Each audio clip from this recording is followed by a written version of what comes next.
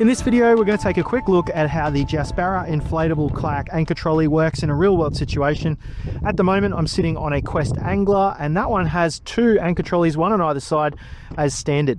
Now, in this situation, I want to throw some lures and some bait underneath this jetty to see if there's anything there. I'm sitting in about 1.5 meters of water.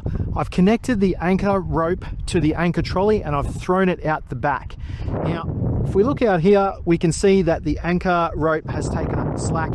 And if we move the anchor trolley down to about here, when the tide and the wind, because we've got tide and wind pushing us this way at the moment, when that tide and wind picks up the slack in the anchor rope, it will change the pivot point of the kayak so it faces in exactly the right direction that we want to head. Now, if I move, by means of an example, if I move this down the front, that'll change the pivot point of the kayak as well, and the wind and tide will push the kayak this way, and then our direction will change as well.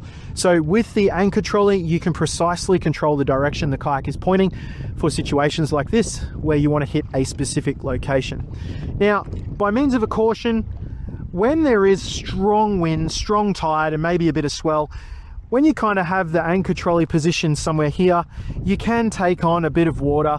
You can see at the moment there's some wind and waves kind of hitting the side.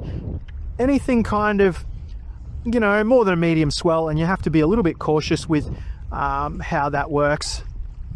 So we'll just move the anchor trolley a bit to the back now, let the slack in the anchor take up, and then that will allow us to point the kayak in this specific direction. Now all it's left to do is to see if anything is hungry.